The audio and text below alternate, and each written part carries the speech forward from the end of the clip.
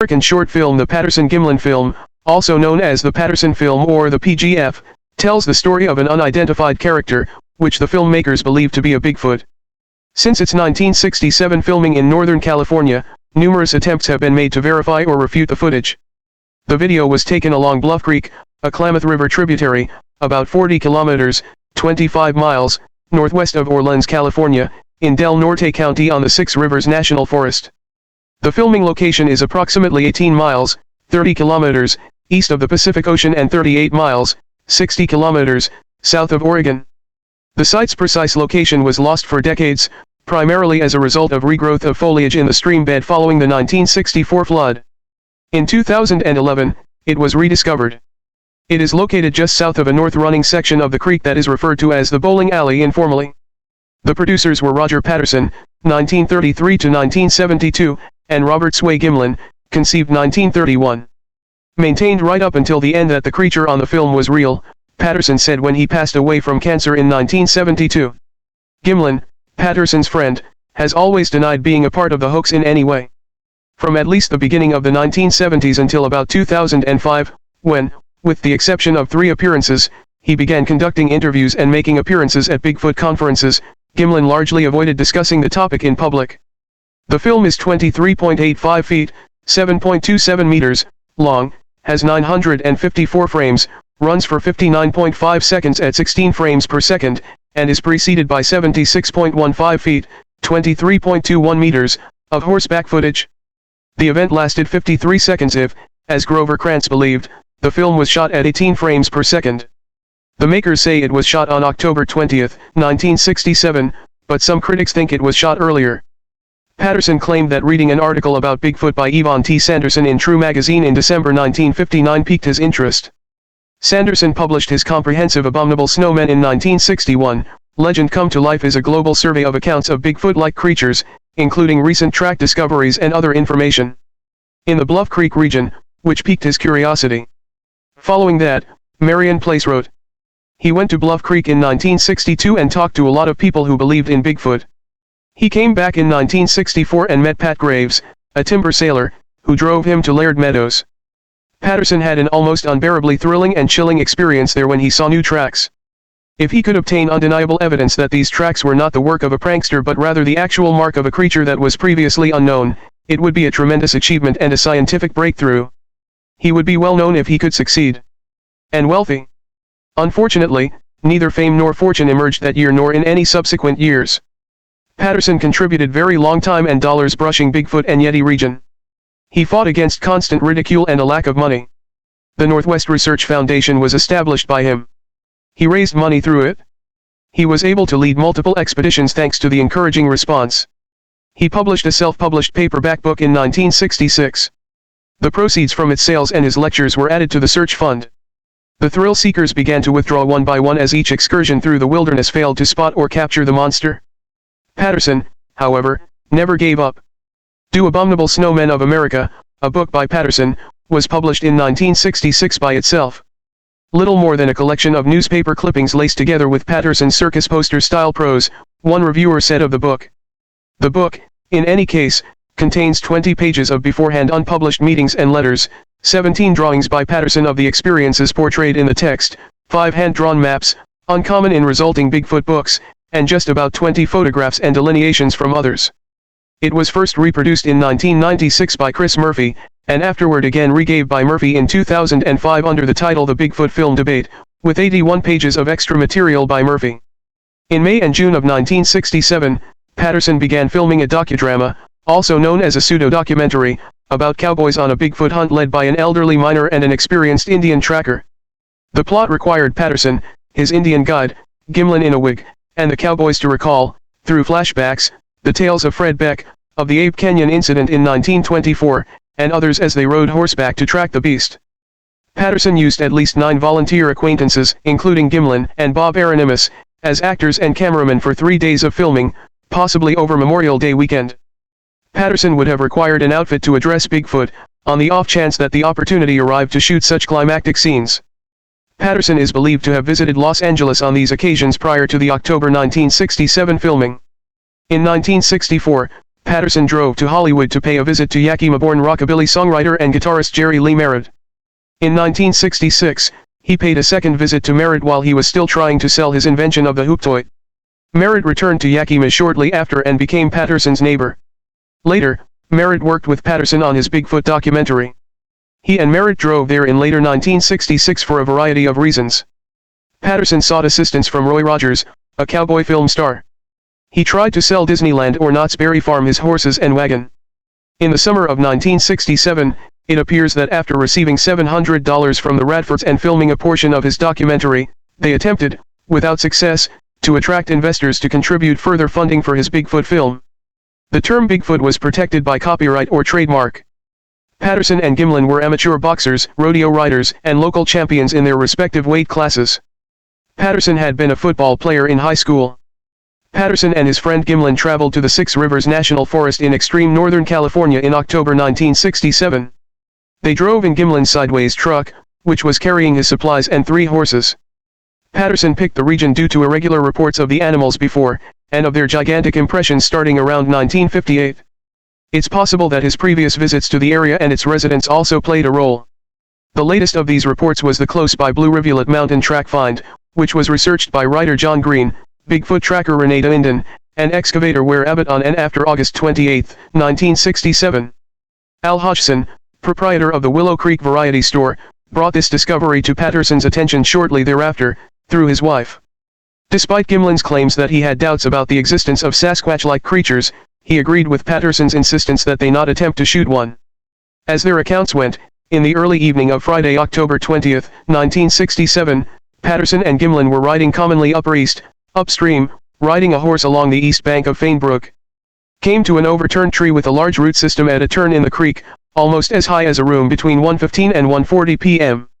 There was a logjam, a crow's nest left over from the flood of '64 when they rounded it, and they saw the person behind it almost simultaneously. It was either standing on the opposite bank or crouching beside the creek to their left. After seeing the figure for the first time, Gimlin later said that he was in a slight state of shock.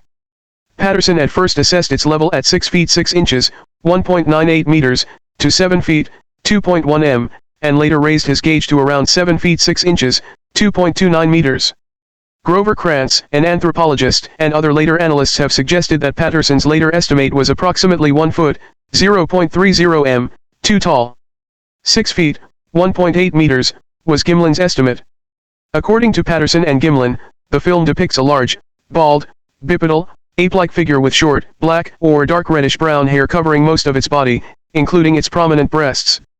The person depicted in the movie generally corresponds to the descriptions of Bigfoot provided by others who assert to have seen one. Patterson estimated that the creature that was closest to him was about 25 feet, 7.6 meters, away from him. Patterson claimed that when he sensed the figure, his horse reared, and he had to get out of the saddle, control his horse, get to its opposite side, and get his camera out of a saddlebag before he could run toward the figure and use his camera. He said to Gimlin, meaning to get the gun out, "Cover me." After Patterson had run far beyond the creek, Gimlin rode across it on horseback, riding on a path that was slightly to Patterson's left and slightly beyond his position. According to Perez, he was within 60 to 90 feet, 18 to 27 meters, of Patty. Then, rifle close by, he got off, yet didn't point his rifle at the animal. Before Patterson started to run after it, the figure had walked some 120 feet, 37 meters, away from them. Until Patterson was approximately 80 feet, 24 meters, away from the figure, the final film, which runs about 59.5 seconds at 16 frames per second, is initially quite shaky. Patterson fell to his knees as the figure glanced over its right shoulder at the men at that point. This corresponds to frame 264 on Krantz's map. Patterson later described the creature's expression to researcher John Green as contempt and disgust. "You know how it is when the umpire tells you're out of the game. That was how it felt." The well-known look-back frame 352 marks the beginning of the film's steady middle section shortly after. Patterson said, "It turned to some of I think multiple times, different times thusly being before the recording started as well as while he was running with his finger off the trigger. Soon after looking behind it's on film, the animal vanished behind a woods of trees for 14 seconds, then, at that point, returned in the film's last 15 seconds after Patterson moved 10 feet, 3 meters, to a superior vantage point, blurring into the trees once more and being lost to see a ways off of 265 feet, 81 meters, as the reel of film ran out." After getting back on horseback, Gimlin kept his distance from it as he followed it around a road bent 300 yards, 270 meters, away. At that point, Patterson called him back because he was afraid the creature's mate might approach and felt vulnerable on foot without a rifle. There had been less than 2 minutes between them all. Gimlin and Patterson then rounded up Patterson's horses, which had fled downstream in the opposite direction prior to the beginning of the filming. Patterson shot the tracks with his second roll of film from his saddlebag. After that, the men followed Patty for either 1 mile, 1.6 kilometers, or 3 miles, 4.8 kilometers, but they lost it in the heavy undergrowth. They made 2 plaster casts, one each of the highest quality right and left prints, measured the creature's step length, and returned to their initial location to pick up plaster. Patterson and Gimlin claim that they were the only people who saw their brief encounter with what they believed to be a Sasquatch. In general, their statements are consistent, but author Greg Long identifies a few contradictions. They offered fairly various groupings in portraying how they and the ponies responded after seeing the animal. In subsequent accounts of the encounter, Patterson in particular increased his estimates of the creature's size. Long argues that these differences would probably be overlooked in a different setting. However, given the extraordinary claims Patterson and Gimlin make, any apparent disagreements in perception or memory are important to note. The film's protectors have answered by saying that economically spurred hoaxers would have got their accounts straight ahead of time, so they could not have possibly differ quickly after being consulted, and on so many focuses, thus they could not have possibly made a suit and an animal with predictably questionable highlights and ways of behaving.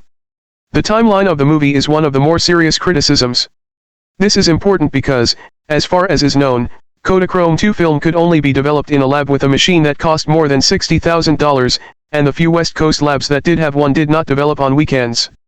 Al Dadley, the spouse of Patterson's brother-in-law, claims that he is unable to recall where he picked up the film or where he took it for development.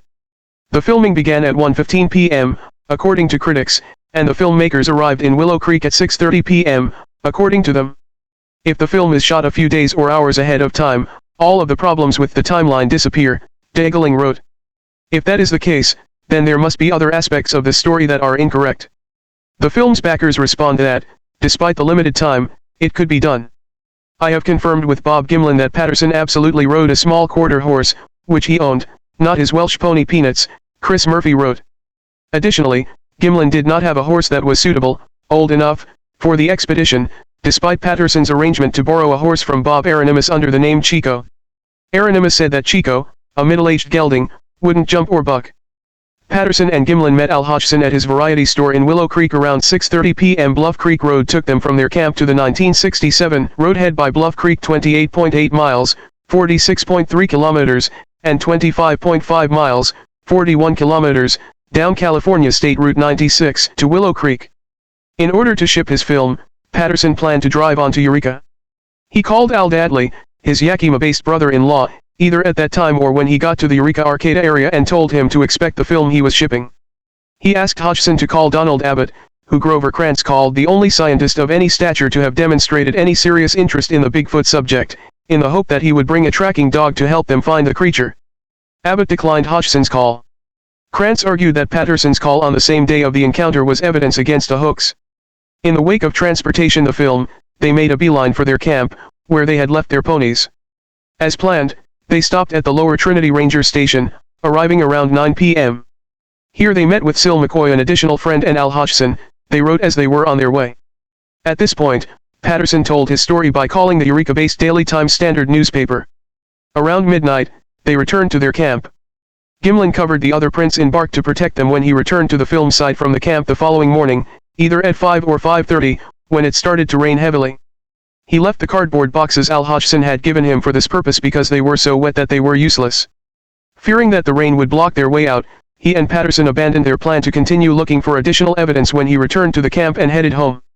They tried to leave along the low road, Bluff Creek Road, but a mudslide blocked it, so they went up Onion Mountain Road, where their truck slipped off the shoulder. It required the illegal borrowing of a nearby front-end loader for extraction. The drive back to their campsite was approximately 580 miles, 930 kilometers, with the first 28.8 miles, 46.3 kilometers, being on a slow-speed logging road, and the second 110 miles, 180 kilometers, being on the twisty Route 96. At an average speed of 45 miles per hour, 72 kilometers per hour, Driving a truck with 3 horses and making occasional stops would have taken 13 hours to get home on Saturday evening. At an average speed of 40 miles per hour 64 kilometers per hour, it would have taken 14.5 hours. I and his team of 3, in a Jeep passed the site on either Thursday the 19th or Friday the 20th, according to U.S. Forest Service Timber Management Assistant Lyle Laverty. Laverty and his team went back to the location on Monday, the 23rd, and took 6 pictures of the tracks after reading the news about Patterson's encounter during their weekend break. Later, under George W. Bush, Laverty worked as an Assistant Secretary of the Interior. 9 days later, outdoorsman and taxidermist Robert Titmus visited the site with his sister and brother-in-law. According to Grover Krantz, Patterson had the film developed as soon as possible. Titmus made plaster casts of 10 successive prints of the creature and, as best he could, plotted Patterson's and the creature's movements on a map. He initially assumed that he had presented evidence of Bigfoot's existence and that the scientists would accept it. However, only a handful of scientists were willing to even look at the film, typically at screenings held by scientific organizations. Yvonne Sanderson, a zoologist, author, and media figure who was a supporter of Patterson's film, usually orchestrated these. There were 7 showings, all of which took place by the end of 1968, Vancouver, Manhattan, the Bronx, Washington, D.C., Atlanta, and Washington, D.C. again. Then, later, in Oregon's Beaverton. Although some were willing to admit that they were intrigued by it, the majority of those who were quoted expressed various reservations. Dundon traveled to Europe in 1971 with the film, Christopher Murphy wrote. He went to Russia, England, Finland, Sweden, and Switzerland. Despite the fact that researchers in these nations were somewhat more tolerant than those in North America, their findings were essentially the same. But in Russia, where he met Bayanov, Burtsev, and others, there was a real glimmer of hope. However, there was minimal logical interest in the film. Patterson was as yet ready to benefit from it. In exchange for touring with their docudrama, he agreed to let the BBC use his footage in a docudrama in which he incorporated material from his own documentary and additional material he and Al Dadley had filmed. Local theaters in the Pacific Northwest and Midwest showed this movie. A technique known as forewalling that involves a lot of local advertising, mostly on TV, for a few days of showings was used. Financially, it was a modest success. Al Dadley estimated that $75,000 was his share of the film's profits. There was a fair amount of national attention paid to the movie. Patterson showed portions of the film on a few well-known television talk shows to promote the movie and the belief in Bigfoot. For instance, in 1967, when the Joe Pine Show aired in Los Angeles and covered the majority of the western United States, on Merv Griffin's show, Krantz giving his review of the movie, on Johnny Carson's Tonight Show and Joey Bishop's talk show. Argosy, Reader's Digest, and National Wildlife magazine all published pieces about the movie. In November 1967, Vancouver-based Jack Webster conducted one radio interview with Gimlin, which was partially recorded by John Green and reprinted in Lauren Coleman's Bigfoot. During his 1968 forewalling tour, Patterson also gave interviews to local stations near the theater where his film would be shown. Following that, Patterson sold multiple parties the film's overlapping distribution rights, resulting in costly legal entanglements. With the consent of Al Dadley and Patricia Patterson, the film distributor Ron Olson took over the operation of Northwest Research, and changed its name to the North American Wildlife Research Association, Michael McLeod wrote after Patterson's death. He organized a number of small expeditions, solicited volunteers to join the hunt, and worked full-time on reports. Olson and his crew constructed a Bigfoot trap that is still in use today. Olson continued to push American national enterprises for the production of a Bigfoot movie. In 1974, Anna finally concurred.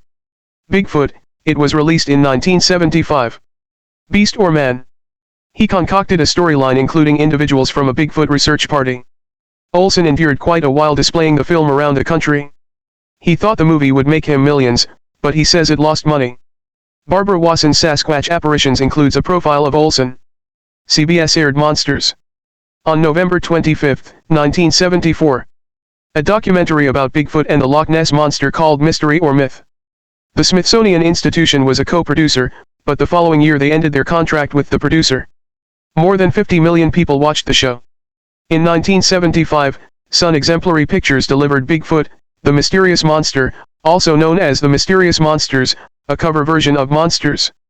Land of the Yeti, a different documentary titled Mystery or Myth, also featured scenes from the Patterson-Gimlin film. On May 13, Patterson had rented a high-priced 16mm camera from photographer Harold Matson at Shepard's Camera Shop in Yakima. However, he had kept it for longer than the contract stipulated, and on October 17, an arrest warrant had been issued for Patterson. he was detained shortly after returning from Bluff Creek. In 1969, this charge was overturned after Patterson returned the camera in good working order. Gimlin's absence was noticeable as Patterson sought publicity. He participated in the film's promotion for a brief time, but he kept his Bigfoot encounter a secret for many years after. Interview requests were turned down by him. After Patterson and promoter Al Dadley violated their agreement to pay him a one-third share of any profits generated by the film, he later reported that he had avoided publicity. The fact that his wife was against publicity was another factor. Bigfoot advocates emphasize that Patterson continued to be an active Bigfoot hunter up until his death, Gimlin wrote. For instance, in 1969, he employed two brothers to drive around in a truck, interview Bigfoot witnesses, and pursue leads. Afterward, in December of that year, he was one of those present in Bospig, Washington, in the result of the Cripplefoot tracks tracked down there.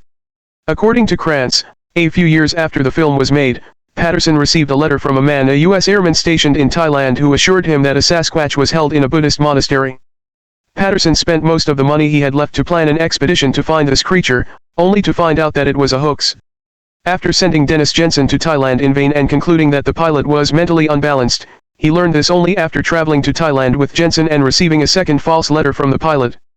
Patterson called Ron, who had returned to Anna, and sold the company the theatrical rights to the clip for what Olson described as a pretty good sum of money in order to obtain funds to travel to Thailand.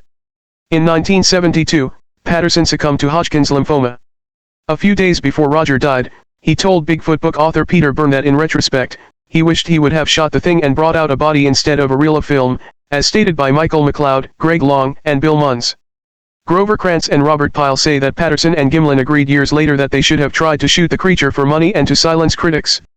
In 1995, very nearly 30 years after the Patterson-Gimlin recording, Greg Long, a specialized essayist for an innovation firm who enjoyed a side interest of examining and expounding on Northwest secrets, began long periods of talking individuals who knew Patterson, some of whom portrayed him as a liar and a con man.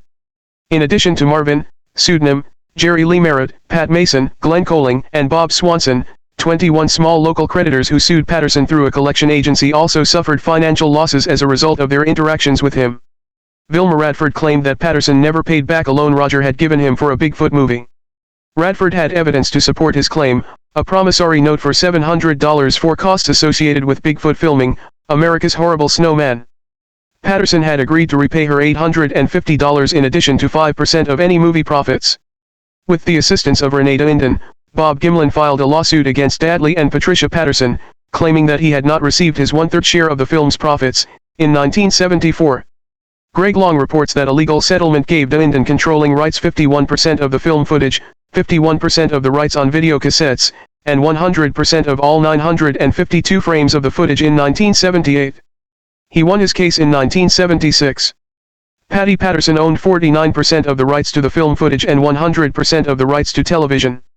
Dinden had purchased out Gimlin, who himself had gotten nothing from Patterson, and despite Patterson promising them a portion of the profits, Mason and Radford were left with nothing to show for their efforts or investments.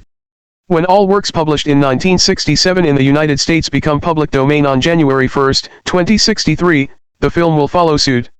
First reel: the original's location is unknown, but there are a few theories about what happened to it. Patterson had surrendered responsibility for unique to American public undertakings, which failed a couple of years after his passing in 1972. Peregrine Entertainment bought the company, Greg Long writes later. The Los Angeles-based Century Group then purchased Peregrine. Byrne rushed to Deerfield Beach, Florida, where an accountant was auctioning off the company's assets to pay creditors, when Century Group declared bankruptcy in 1996. The Patterson footage was not found in a search of the company's films, which were stored in Los Angeles. Chris Murphy had the idea in 2008 that a lawyer in Florida might have the film. He didn't realize until later that the lawyer had contacted the Los Angeles storage company that held the film and got a response saying that the film wasn't where the lawyer's record said it was. According to Bill Munns, researchers Renee Dinden and Bruce Bonney last saw it in 1980, when Renee persuaded the Southern California Film Vault that held it to release it to him. He used it to create Cibachrome images. The film vanished from its numbered vault location sometime between then and 1996. The original film was remade at least 7 times. Charge Munns recorded 4 other missing reels of subsidiary works that would be useful to film examiners. Second reel: according to those who were present, the second reel, which featured Patterson and Gimlin making and displaying plaster casts of some footprints, was not shown alongside the first reel at Al Dadley's house. Chris Murphy expressed, I trust the screening of this role at the College of English Columbia on October 26, 1967, was the first and last significant screening. Since then, it has been lost. John Green believes Al Dadley possesses it. A 10-foot take from that reel, or from a duplicate of that reel, from which actually pictures were taken by Chris Murphy, actually exists, however it, as well, has disappeared. Speed of filming. Patterson claimed to normally film at 24 frames per second, but in his haste to capture the Bigfoot on film, he did not note the camera setting. This makes discussion of the film more difficult. His Cinekodak K100 camera could film at any frame rate within this range because it had markings on its continuously variable dial for 16, 24, 32, 48, and 64 frames per second without click stops. Patterson clearly told John Green that he found, after the filming, that the camera was set on 18 frames per second. According to Grover Krantz's writing, it has been suggested that Patterson simply misunderstood the number 16 to mean 18. The various possibilities regarding film speed were evaluated by Dr. D.W. Grieve, an anatomist with expertise in human biomechanics, but no conclusion was reached between them. The tangible possibility that the film subject was real, he confessed to being perplexed and unsettled. According to primatologist John Napier, the creature's walk cannot be distinguished from a normal human walk if the movie was filmed at 24 frames. There are many significant ways in which it differs significantly from human gait if it were shot at 16 or 18 frames per second. Napier, who published before Dindon and Krantz, asserted that this is entirely speculative and that likely that Patterson would have used 24 frames/s because it is best suited to TV transmission was the case. Based on an analysis by Igor Burtsev, Krantz argued that because Patterson's height is known, 5 feet 2 inches or 5 feet 3 inches, or 160 centimeters, a reasonable estimate of his pace can be made. The regular bounces in the film's early jumpy sections, caused by each quick step Patterson took to get closer to the creature, can be matched by this running pace. Krantz argued that 24 frames per second can be quickly dismissed and that we may safely rule out 16 frames per second and accept the speed of 18 on the basis of this analysis. Based on an analysis by Igor Burtsev, Krantz argued that because Patterson's height is known, 5 feet 2 inches or 5 feet 3 inches, or 160 centimeters, a reasonable estimate of his pace can be made. The regular bounces in the film's early jumpy sections, caused by each quick step Patterson took to get closer to the creature, can be matched by this running pace. Krantz argued that 24 frames per second can be quickly dismissed and that we may safely rule out 16 frames per second and accept the speed of 18 on the basis of this analysis. That's what Renee Dindon expressed. The recording of the ponies before the Bigfoot film looks jerky and unnatural when projected at 24 casing/s. Additionally, Dindon conducted an experiment at the film location in which he had people swiftly cross the creature's path and reported, "I eliminated 24 frames per second because none of us could walk that distance in 40 seconds. 952 frames divided by 24 frames per second equals 39.6 frames per second." One researcher, Bill Miller, found technical data from a Kodak technician that stated the K100 cameras were tweaked so that the camera actually runs at 18 frames per second even when the dial is set to 16 frames per second, Bill Munns wrote. "I currently have 9 K100 cameras. I tried it on one camera, which produced 18 frames per second, but the others still require testing, and all of them use film running through the camera." The Patterson Gimlin film has seen generally little interest from standard researchers. In Chris Murphy's Bigfoot Film Journal, statements made by scientists who attended a screening or conducted research are reprinted. Common reservations include, according to Napier, a sagittal crest is only very occasionally seen, to an insignificant extent, in chimpanzees females, as opposed to the hairy breasts that the character in the movie has. These characteristics, according to critics, are evidence against authenticity. A sagittal crest is a consequence of absolute size alone. Krantz responded to the latter argument. The skeptics have not felt compelled to offer much of a detailed argument against the film, anthropologist David Dagling writes. The advocates ought to bear the burden of proof, which is fair. However, Dagling makes the observation that the film has not gone away without providing a comprehensive defense against authenticity. Similarly, Krantz argues that only a few of these opinions are based on technical expertise and careful study of the film itself among the numerous opinions expressed regarding the Patterson film. Regarding the film's quality, first-generation copies are superior to second-generation copies or copies from TV and DVD productions. Camera shake is to blame for the blurry early frames and the inconsistent quality of subsequent frames. The film's stabilization to combat camera shake, such as by M.K. Davis, has improved viewers' ability to analyze it. Based on transparencies taken off the camera original, the PGF original is as fine grain as any color 16mm film can achieve, Bill Munns writes regarding graininess. He adds that as images are magnified, the graininess gets worse. Mainstream scientists have shown relatively little interest in the Patterson-Gimlin film. In Chris Murphy's Bigfoot Film Journal, statements made by scientists who attended a screening or conducted research are reprinted. Common reservations include, according to Napier, a sagittal crest is only very occasionally seen, to an insignificant extent, in chimpanzees' sick females, as opposed to the hairy breasts that the character in the movie has. These characteristics, according to critics, are evidence against authenticity. A sagittal crest is a consequence of absolute size alone. Krantz responded to the latter argument. The skeptics have not felt compelled to offer much of a detailed argument against the film, anthropologist David Dagling writes. The advocates ought to bear the burden of proof, which is fair. However, Dagling makes the observation that the film has not gone away without providing a comprehensive defense against authenticity.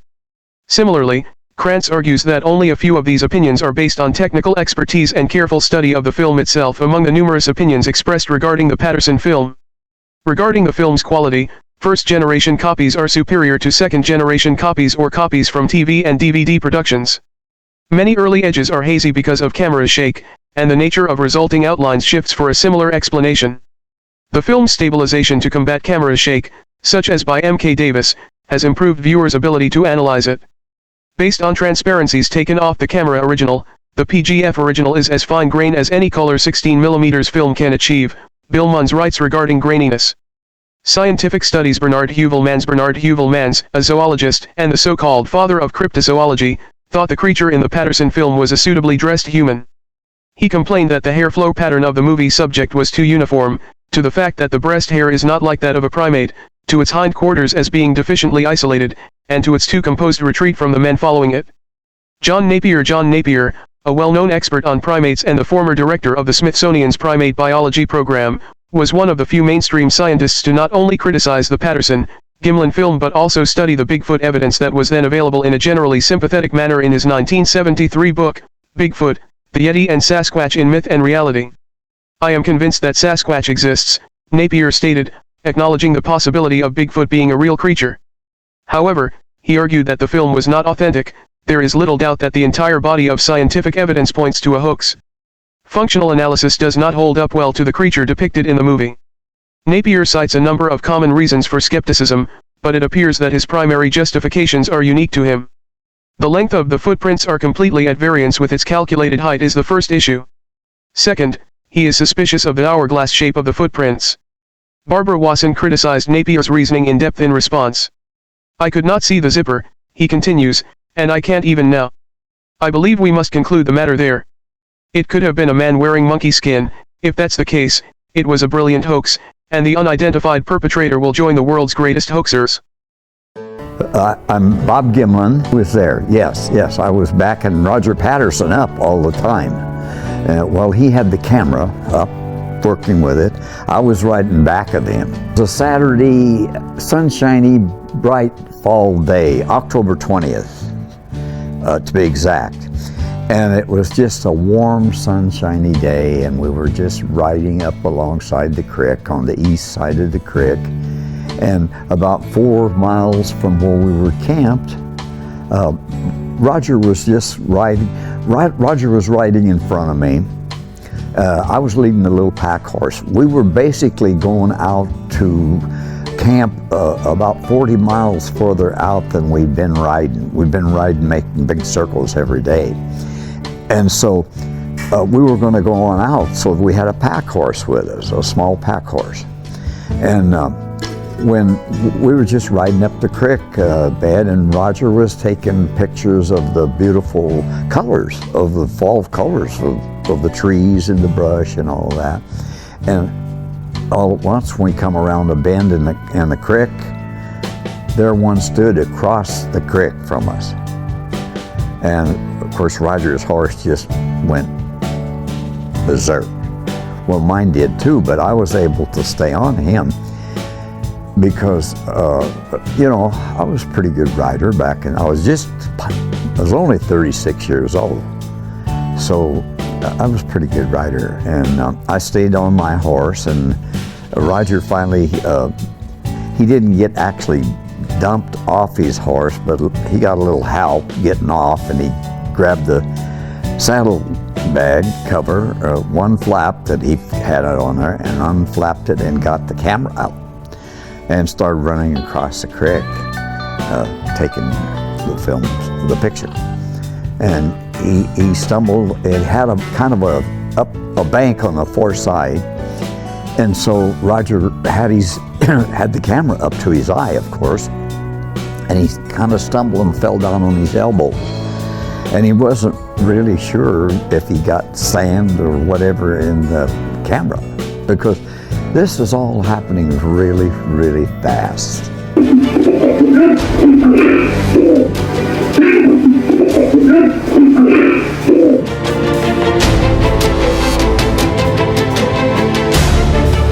Here are the humans. They're not going back in yet, which really makes him mad. Here we go.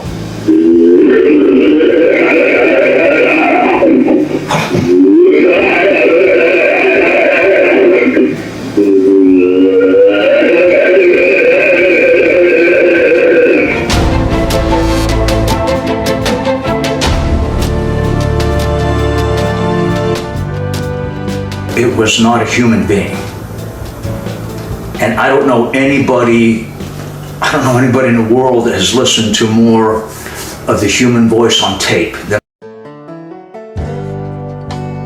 For centuries, mankind has been haunted by tales of the giant ape-like being that stalks the wilderness. A creature that defies explanation and strikes fear in the heart of all who encounter it. Some call it a monster. Others worship it like a god. But all who have faced it have forever been changed by the experience. And yet, some people still can't accept the evidence. Throughout time, people from all over the world have reported encounters with this mysterious creature. From the wilds of North America to the dense forests of Asia. We were called down there with 3 different footprints, 3 different size of footprints around a piece of equipment. And by the time this was Labor Day weekend, and by the time I got down there, or we got down there, there'd been so many humans that come up and walked around and disturbed the tracks, plus it rained also. And so there was no real good footprints for casts or anything. So that's why we kind of stayed and just started riding in big circles. Well, not really circles, just wherever we could go, you know. And we'd usually cover about 25 miles a day, riding through the mountains and different locations. That's why we had decided to travel further way on back, a lot further back, and look for more evidence, because we hadn't found anything in a month. We'd been riding for a month and hadn't located anything. How many years were you actually in this field doing this type of interpretation before you were introduced to the Bigfoot tapes? At least 30 years. And I like to say that I was not a Bigfoot guy. I'm just a language guy. I still say that. I mean, you know, I've had to learn a lot about the Sasquatch and his behaviors, which linguists do have to learn a lot about your target. Cryptolinguists, we do have to learn about the soldiers in our target language.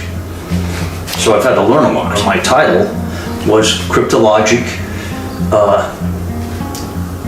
Technician Interpreter in Russian and Spanish, and then also, which is where the two target languages in which I went to school for. But then I was also required to learn quite a bit of Persian on site in the Persian Gulf to do my job out there. So we started.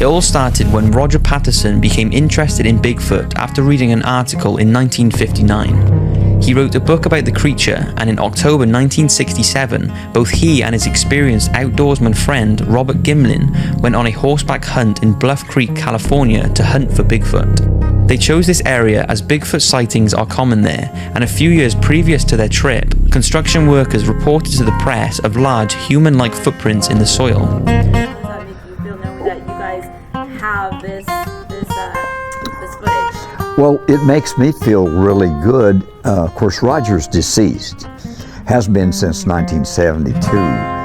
And I can't speak for Roger, but I wish he was still alive so that he could enjoy the advancement that we have created. I say we as the whole, everybody that's involved in it has created over the years. You know, it started out where if you had seen a Bigfoot, you're a kook, you know, and nobody believed you. So, but now it's a whole different story. There's too many folks that come out with good evidence and sightings and all kinds of evidence. So they can't deny it any longer. And so the last few years has been really good. There's Bigfoot jerky, Bigfoot everything. And so I'm really pleased with the advancement that we have acquired so over the years. The first 35 years was difficult. It was around where I lived, gee whiz, I was a real outcast. And so, and I had a job and all that, you know, and so the guys that I worked with, they believed in me and stuff, but the other folks didn't, you know, they just said, and my wife worked at a savings and loan institution, and so she worked on the teller line for a while, and they'd come up and say, hey, God, you're Bob Gimlin's wife. You know, we thought that Bob was a sensible guy, but he goes down there in California and comes up with a weird story that he had made a film of a Bigfoot. So it hurt a little bit. So how many years were you actually in this field doing this type of interpretation before you were introduced to the Bigfoot tapes? At least 30 years. At least 30 years. And I like to say that I was not a Bigfoot guy. I'm just a language guy. I still say that. I mean, you know, I've had to learn a lot about the Sasquatch and his behaviors, which linguists do have to learn a lot about your target. Cryptolinguists, we do have to learn about our, you know, the soldiers in our target language. So I've had to learn a lot. My title was Cryptologic Technician Interpreter in Russian and Spanish, and then also, which is where the two target languages in which I went to school for. But then I was also required to learn quite a bit of Persian on site in the Persian Gulf to do my job out there. So we start out sitting the cans, we call it, sitting there with the headphones, collecting voice communications in our target languages. I'll use that. I worked for the Naval Security Group, which is directly, command-wise, falls under the NSA. All of our information goes straight to the NSA. It doesn't go up through the Navy chain of command. It goes straight to, and all of our reporting goes straight to the NSA. Well, cryptolinguists or cryptologist would be someone who collects the voice communications in the code and then breaks the code.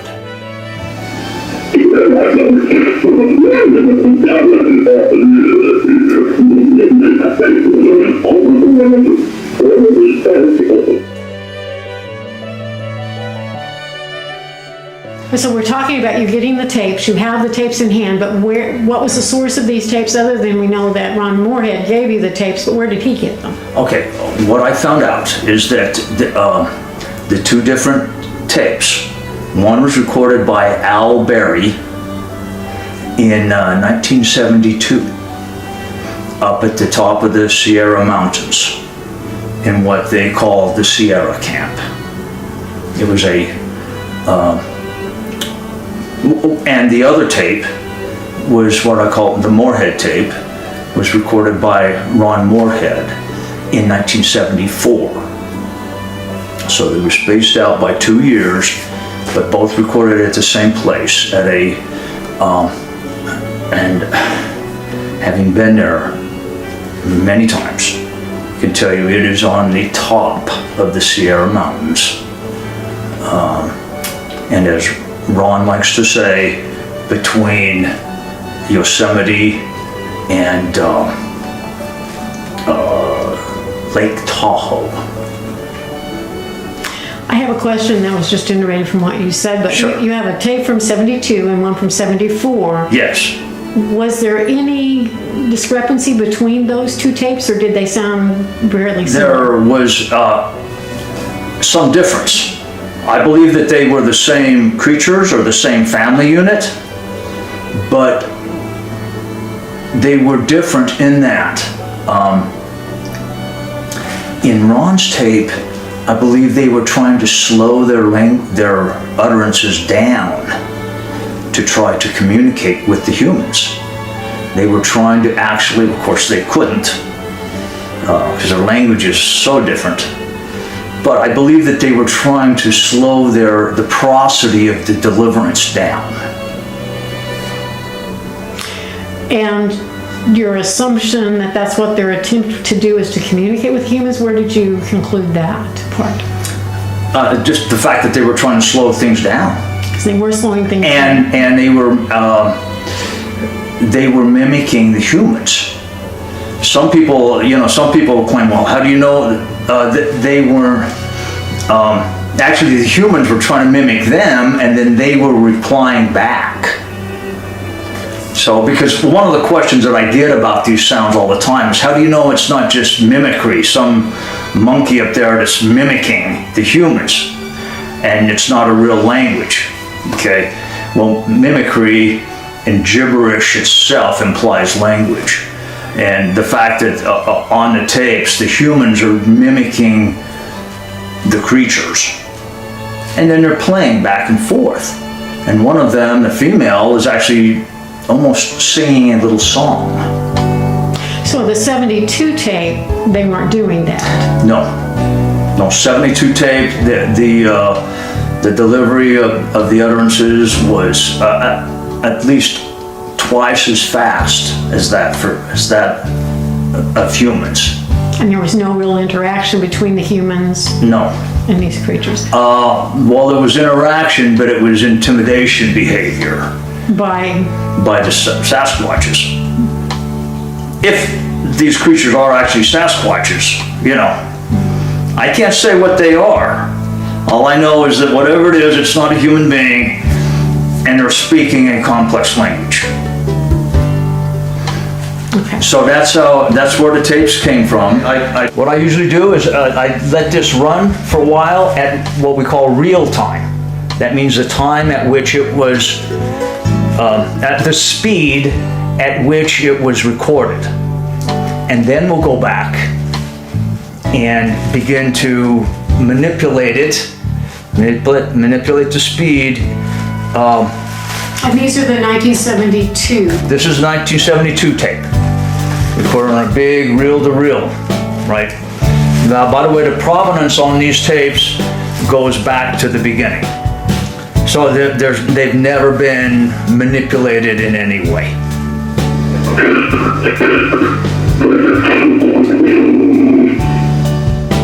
Now what I'll do is go back to the beginning and begin to slow it down.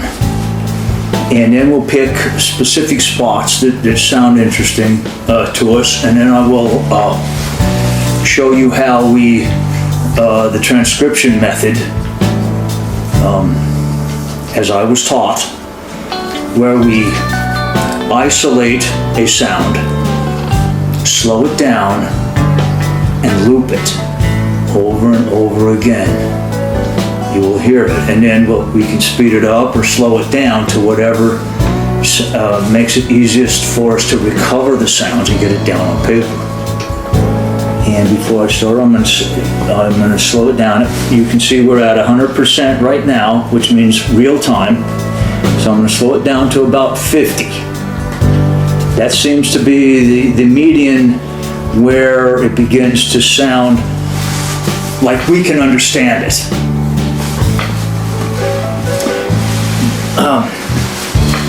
By the way, I can interject this right now, is that I often get the question, well, if they're speaking twice as fast as us, are you saying that they're twice as intelligent as us? And I say, no, not at all. Because there's a reason that they're able to speak that fast. And it's also one of the reasons why we know that it's not a human. Okay? And that is because they articulate on the pant. I'm telling you this now so that you might be able to hear it. Okay? Speaking on the pant means the inhale. Humans, I mean, we're able to do it, but it's very difficult for us. Okay? In other words, we can go, I want, no, when, it's coffee time, whatever. See, we can articulate whatever. We can do it, but it's extremely difficult for humans. These creatures do it with ease. And hopefully you'll be able to hear that. And by the way, you know, just like humans, when we get upset or anxious, we begin speaking a lot faster. And these creatures might be, in this particular instance, might be a little bit intimidated by the humans. That's why they're speaking to each other very quickly. But it can't be the sole reason that it's so fast. Okay, so I've slowed it down to, well, I've got 59% here. And we'll just go from there. We're going slow now.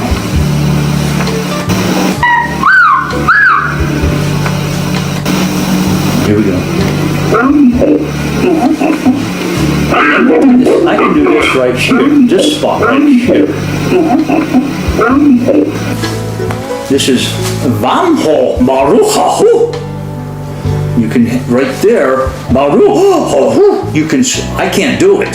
But this creature is articulating on the pant. Baruhahu. All right, Baruhahu.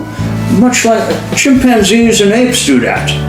I mean, they don't articulate like with language by the human definition of language, like we have here, right? But we've all heard apes and chimps, you know, like this, right? So they're making sounds on the inhale as well as the exhale.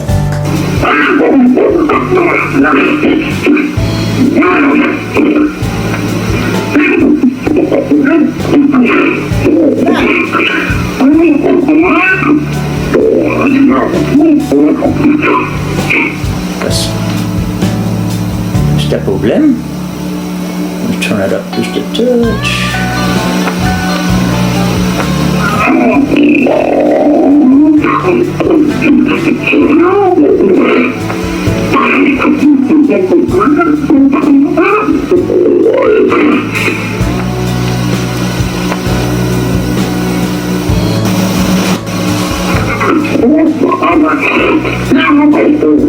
Let's try this one.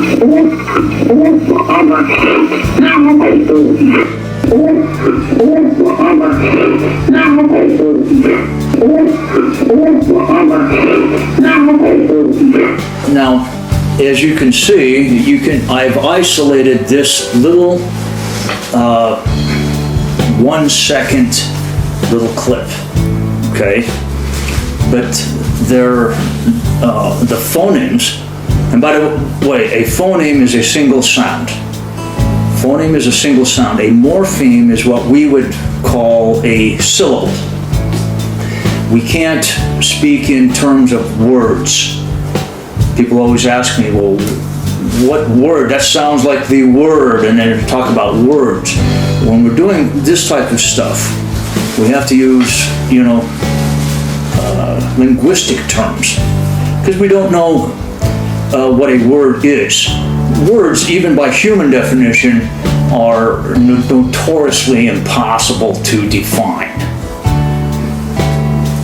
Because they change. They change all the time, right? So we're talking about morphemes, which would be a syllable, a phoneme, a single sound, or a morpheme stream, which is a complete utterance of what we might call a sentence. Okay.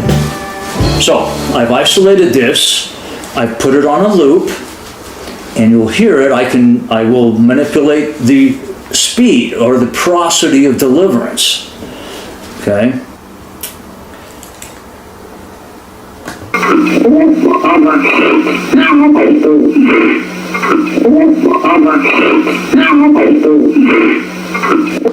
Valibabash nalgoom. Valibabash nalgoom. Okay, now you can hear it much easier once I've slowed it down. Now let me put it back at 100% again, and you can see why the layperson, like my son, hears nothing but apes. In his mind, apes fighting or screaming at each other, right? Now it's at 100%.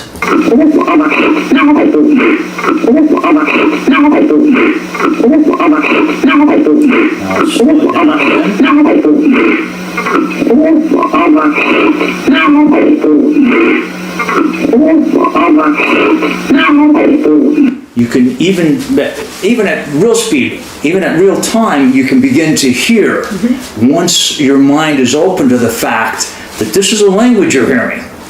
Okay, but as you slow it down, it actually begins to sound like it might be a human speaking it.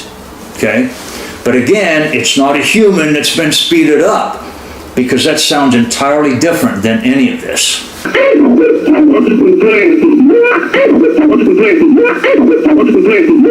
Now I'll play this whole long utterance, and you won't hear any of that. I'm going to play this whole long utterance here in real time, and you will not hear any of that without manipulating it and slowing it down.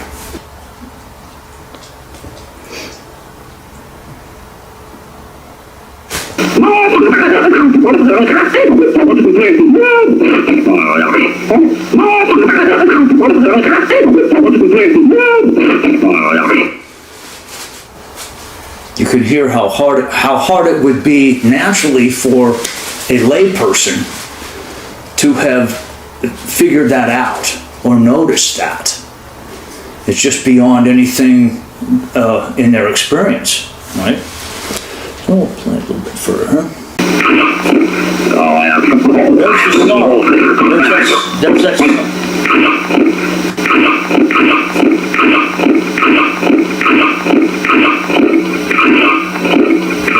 There's an example of that snarl, what I call a concession snarl, or sometimes terminal snarl. It comes in the middle of out of nowhere, in the middle of conversational turns, or by itself. Again, right?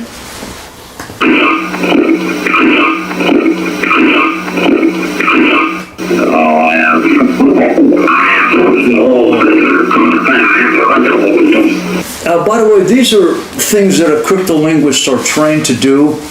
We're trained to open our mind, not dealing with stuff like this, but even with humans. When we're sitting in the cans and we're collecting, okay, or we're transcribing something, and we're trained to transcribe languages that are not our own language, that are not our target language. We're trained to, of course, recognize languages that are not our own. In other words, as a Russian linguist, if I heard something that sounded Asian, Chinese, or something like that, then I would alert, maybe they're doing something involved in something that we're, quote, interested in. Then I would tape that, And then I would send it to who I think would be interested in that specific language, okay? But then there are languages that we don't know. It's just beyond anything in our experience that we're not trained in. Then we might collect that, and then we would transcribe it according to the phonemes and morphemes, okay? So we're trained in recovery of the sounds, no matter what language it is. Okay? So it fits right in with what we're doing here. Right here.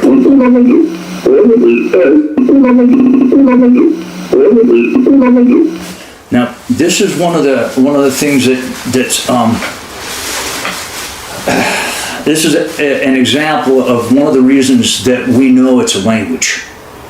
Okay, one of the things that happens in human, and when I say language, I mean language by the human definition of language.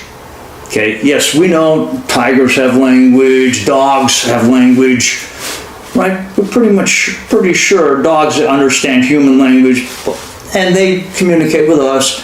We know whales, dolphins, parrots, other animals have language. Hippopotamus, elephants, we know they have language, but they don't have language by the human definition of it, where they articulate in the exact same way that humans do. Okay? These creatures do.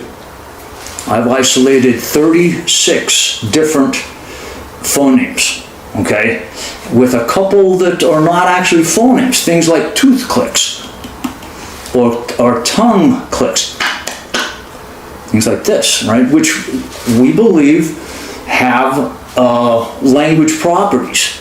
Some human languages actually have that. Some African Bushman tribe use those right in the middle of their utterance. Okay, so we know humans do it, but these creatures are articulating with it and exactly the same apparatus that we have, the same tracheal tree, the vocal cavity with the tongue, the teeth, the lips, right? They make all of the same sounds as we do. We know that the lesser apes cannot do it because they don't have the apparatus that would allow them to do it. I have received very few submissions that come anywhere near the clarity of these tapes. Well, anything that even comes close to what we get from the Barry Moorhead tapes.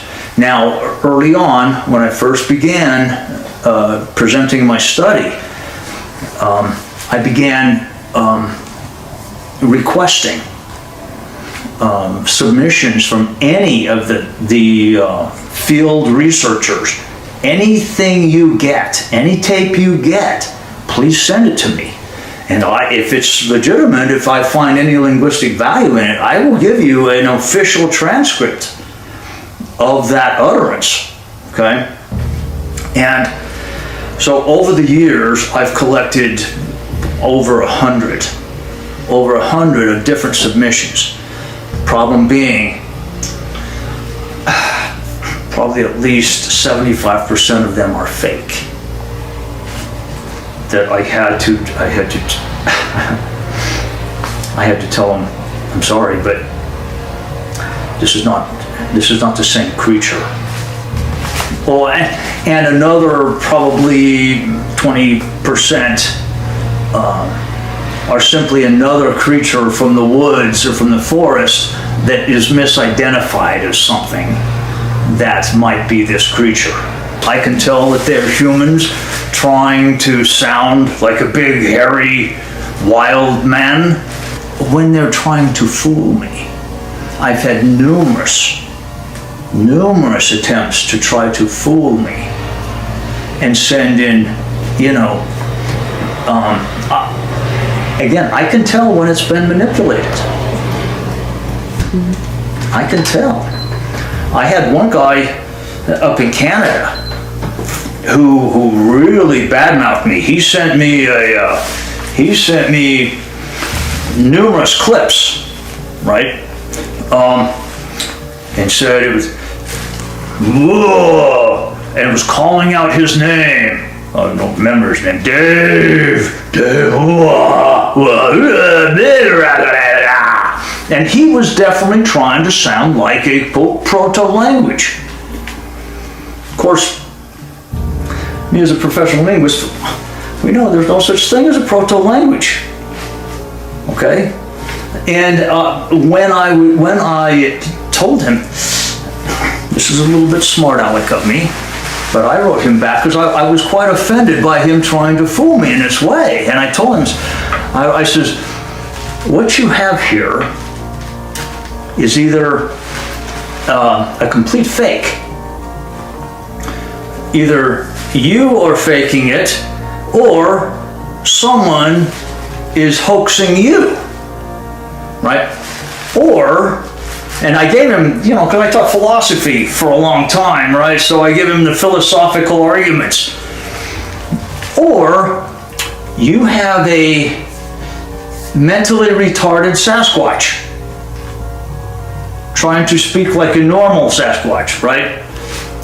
Or the other possibility is you have a super intelligent Sasquatch trying to sound like a mentally retarded Sasquatch to fool you, okay? But whatever you have, it's not the same as these creatures on the Barry Moorhead tapes.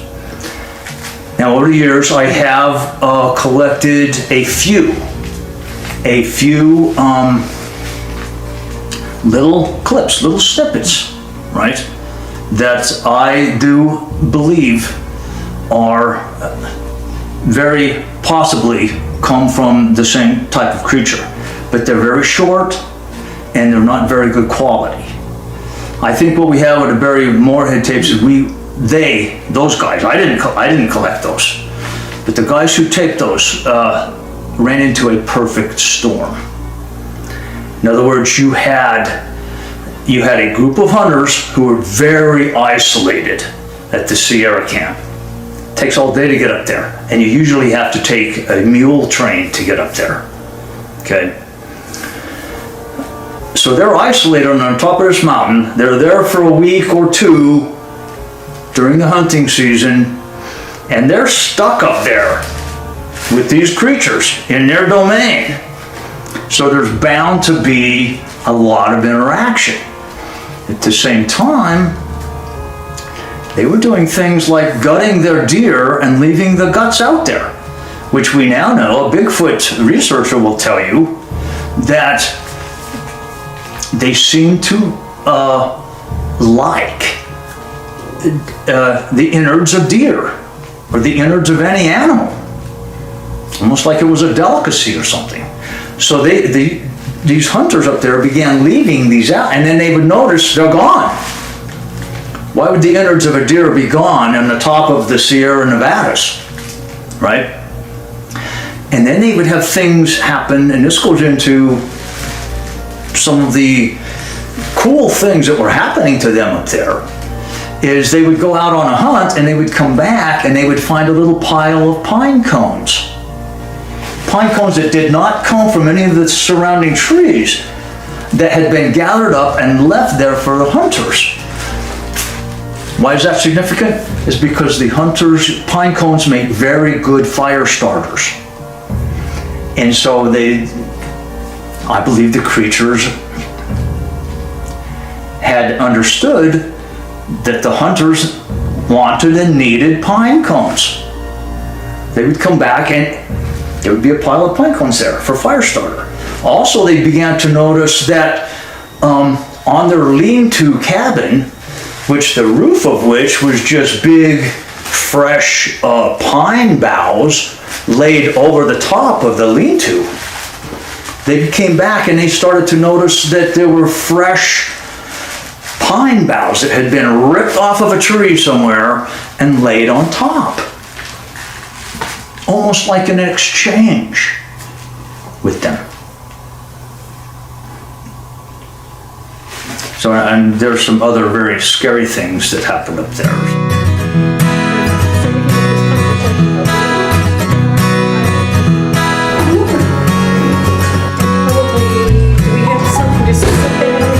to the big hairy wild man, whatever he may be. Yes. Fantastic. Wonderful.